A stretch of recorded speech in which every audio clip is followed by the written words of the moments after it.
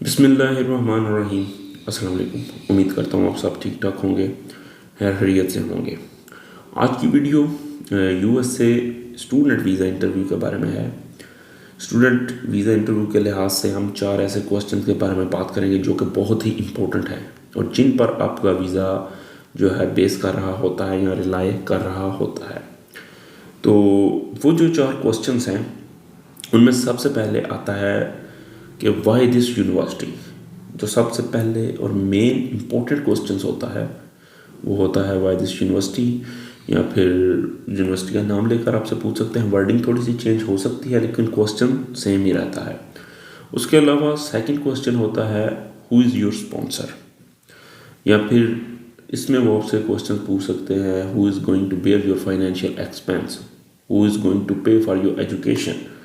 तो आंसर आपका सेम रहेगा, सिर्फ क्वेश्चन की वर्डिंग जो है वो चेंज होती है। तो ये 2 क्वेश्चंस बहुत ही इम्पोर्टेंट हैं और इन्हीं के बाद ही वो मोस्टली स्टूडेंट्स जो है 60% स्टूडेंट्स उनका यहाँ पर ही वो जो है इन आउट कर देते हैं, या तो आपको एक्सेप्ट करते हैं या आपको रिजेक्ट करते हैं, क्योंकि ये 2 पॉइंट ऐसे पॉइंट हैं जिनकी बेस पर उन्होंने वीज़ा अलाट करना होता है। यूनिवर्सिटी का वो आपसे इसलिए पूछते हैं ताकि उनको पता चल सके कि आपने यूनिवर्सिटी कैसे सिलेक्ट की। अगर आप प्रोसेस खुद करते हैं, आप डिफ़िकल्टी से गुजरते हैं, तो आपको उस चीज़ की समझ होगी कि मैंने इसको किस प्लेटफॉर्म से उठाया। मोस्टली जब आप इस चीज़ के बारे में सर्च करते हैं यूनिवर्सिटी के बारे में, तो यूएस न्यूज़ वेबसाइट है, उस पर लोग जाकर उसका कंपैरिजन करते हैं डिफरेंट यूनिवर्सिटीज़ से, वहाँ से आपको उसकी रैंकिंग वगैरह पता चलती है। तो लोग उस पोर्टल को जो बताते हैं कि मैंने इस तरह यूनिवर्सिटी सर्च की और यूएस न्यूज़ पे इसके बारे में सारी डिटेल जो है ना मैंने रीड आउट की। और उसके अलावा जो आपका आंसर होता है वो आपसे पर्सनल होना चाहिए कि आपने इस इदारे को क्यों चूज़ किया। वहाँ पर वो आपसे उसकी रैंकिंग नहीं पूछ रहे होते, वो उसका रकबा नहीं पूछ रहे होते, ये कितने एकड़ है और ये कितनी ऊंची है। वहाँ पर सिर्फ आपने ये आंसर करना है कि आपने इस यूनिवर्सिटी को किस वजह से सिलेक्ट किया। अब आपका आंसर दूसरे स्टूडेंट से सेपरेट होना चाहिए। ये नहीं कि गूगल से करके जी इसकी इतनी रैंकिंग है और ये फ़लाँ है, ये टमकाँ है। आपने उसको बताना है मेरा कोर्स जिस फील्ड से रिलेटेड है वो फील्ड यहाँ पर अच्छे तरीके से प्रोवाइड की जा रही है। इनके पास वो सर्विसेज, वो लैब्स या फिर वो आईटी के जो मुवाज़नात हैं, ये जो भी मामलात हैं उनके पास बेहतर हैं, जिसकी वजह से मैंने इस यूनिवर्सिटी को चूज़ किया। मैंने 2-3 यूनिवर्सिटीज़ और देखी थी, उनका नाम भी मेंशन कर दें। तो बहरहाल मुझे ये अच्छी लगी और मेरे लिए रिलायबल फील हुई और मैंने यहाँ पर एडमिशन ओके करवा दिया। उसके अलावा स्पॉन्सर का क्वेश्चन आता है। स्पॉन्सर में आपने उनको बताना होता है जी मेरे फादर मेरे स्पॉन्सर हैं, जी मेरे भाई मेरे स्पॉन्सर हैं, उनका जो एक्चुअल बिजनेस है वो ये है, फ़िलहाल उनके पास इतने एम्प्लॉयज़ काम कर रहे हैं, इस फील्ड से रिलेटेड है और वो फ़लाँ एरिया जो है कवर करता है। इस लिहाज से भी आपने उसको अच्छे तरीके से डील करना है। इन 2 क्वेश्चंस को आप अच्छे से डील करते हैं तो आपको इन्हीं पर वीज़ा या मिल जाता है या रिफ्यूज़ हो जाता है। उसके बाद वो आपसे क्वेश्चन पूछ सकता है वाई दिस कोर्स, ये कोर्स क्यों चूज़ किया, कोई और भी कर सकते थे। तो उस कोर्स में अगर आपकी जो प्रीवियस फील्ड है उस कोर्स से रिलेटेड है तो आप उसको सिंपली कह दें जी मैंने प्रीवियसली भी इसी कोर्स को डील किया है, इसी में मैं पढ़कर यहाँ तक आया हूँ और फ्यूचर में भी मैं इसी कैरियर को मूव करना चाहता हूँ, इसी फील्ड में आगे बढ़ना चाहता हूँ। ठीक है, उसमें कोई इतना इशू नहीं है कोर्स चूज़ करने में। अगर आपने कोर्स जो है उसको चेंज किया है, आईटी से आप किसी और शोबे में जा रहे हैं या आप फाइनेंस से किसी और शोबे में जा रहे हैं, तो फिर आपको एक्सप्लेन करना होगा कि मैं क्यों एक तरफ से दूसरी तरफ जा रहा हूँ। तो उसके अलावा जो 4th क्वेश्चन मैंने आपको बोला था वो ये था आपके फ्यूचर गोल्स क्या हैं। स्टडी कंप्लीट करने के बाद आप वापस आएंगे या क्या करेंगे। तो मोस्टली केसेस में आपने तो यही कहना है कि मैंने वापस ही आना है, अब मैं आके यहाँ पर बिज़नेस करूँगा या फ़लाँ सेक्टर में मैं जॉब करूँगा, या इस जॉब की डिमांड काफ़ी है पाकिस्तान में, मैं डिग्री करने के बाद वापस आके जो है इस जॉब के लिए जो है सर्च करूँगा या इसके थ्रू जो है अपना कैरियर आगे बढ़ाऊँगा। तो ये टोटल 4 इंपॉर्टेंट क्वेश्चंस हैं। इसके अलावा भी जो क्वेश्चंस हैं वो मैं आपके साथ शेयर कर देता हूँ। वो आपसे ये भी पूछ सकते हैं कि वाई यूएसए, आपने सिर्फ यूएसए को क्यों चूज़ किया। क्योंकि आपके पास इंग्लैंड का भी ऑप्शन है, ऑस्ट्रेलिया का भी ऑप्शन है, कनाडा का भी ऑप्शन है और यूरोपियन कंट्रीज़ का भी ऑप्शन है। मोस्टली केसेस में नहीं पूछते लेकिन 10% चांसेस होते हैं कि वो कुछ दफ़ा पूछ लेते हैं, सिबलिंग्स का पूछेंगे।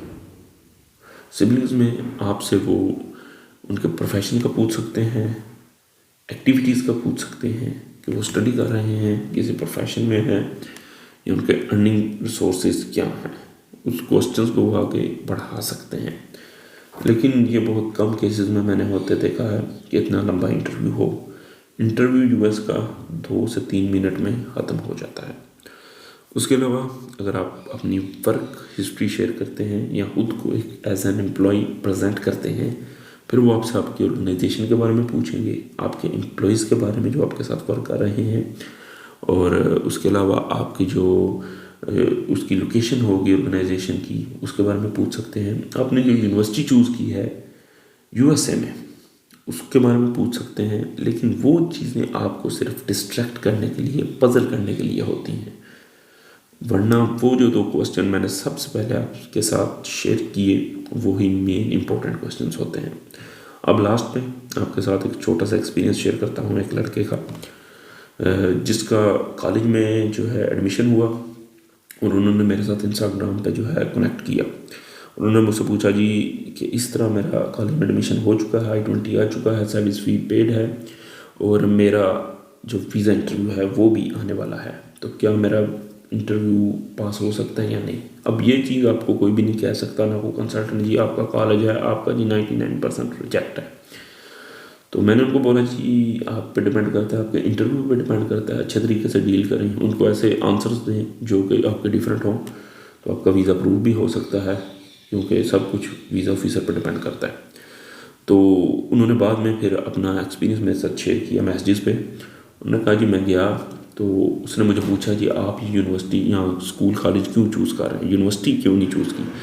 तो कहता मैंने उनको रिप्लाई किया कि जो है मैंने 2 साल की एसोसिएट डिग्री करनी है इस कॉलेज से, और उसके बाद मैं बैचलर्स के लिए फ़लाँ यूनिवर्सिटी में जो है ना जाऊंगा, और उस बैचलर्स की डिग्री को कंप्लीट करने के बाद मेरा फ्यूचर प्लान जो मास्टर्स का है वो यूके से करने का है। लिहाजा इसलिए मैंने सबसे पहले कॉलेज को चूज़ किया एसोसिएट डिग्री के लिए। कहता मैंने उसको इतने रिस्पॉन्स दिया सिर्फ। उसने आगे से पूछा कि स्पॉन्सर कौन कर रहा है, तो मैंने उसको बोला मेरे फादर मुझे स्पॉन्सर कर रहे हैं, और वो फ़लाँ कंपनी के जो है CEO हैं, और इतने एम्प्लॉयज़ हैं उनकी कंपनी में, और इस सेक्टर में वो जो है अपनी सर्विसेज प्रोवाइड कर रहे हैं। सिर्फ 2 क्वेश्चंस, वो भी कॉलेज के एडमिशन पर, और उसका वीज़ा जो है अप्रूव हो गया था। अब उसमें ना उसने कॉलेज की जो रैंकिंग बयान की, कॉलेज के ना कोर्सेज बयान किए, ना कॉलेज के स्टाफ को डील किया, सिर्फ उसने एक अपना पर्सनल जो था एक माइंड सेट उसको प्रेजेंट कर दिया। तो उसकी बेस पे उसको जो है वीज़ा अलॉट हो गया। अब ये उसकी लक है या फिर उसका कॉन्फिडेंस है, इस पे आप जो है आइडिया लगा सकते हैं कि किस तरह किसी को वीज़ा अलॉट हो सकता है। तो ये सारी एक वीडियो थी छोटी सी आपके लिए, वही 4 इंपॉर्टेंट क्वेश्चंस आप अच्छे तरीके से अगर डील करते हैं तो 80% श्योरिटी है कि आपका वीज़ा अलॉट हो जाता है। और कुछ दफ़ा किस्मत इस तरह की हारी होती है कि वो आपका क्वेश्चन का आंसर पूरा सुनेंगे भी नहीं, और आपको विदिन 30 सेकंड आपको जो है रिफ्यूज़ कर देंगे। तो यूएस का जो है किस्मत बेस भी है, आपका कॉन्फिडेंस भी है, आपका माइंड सेट भी है। तो ये सारी वीडियो थी जी, उम्मीद है आपके लिए हेल्पफुल होगी। इसके अलावा कोई क्वेश्चन हो आप कमेंट बॉक्स में पूछ सकते हैं। तो इंशाल्लाह मिलते हैं न्यू वीडियो में। अल्लाह हाफिज़।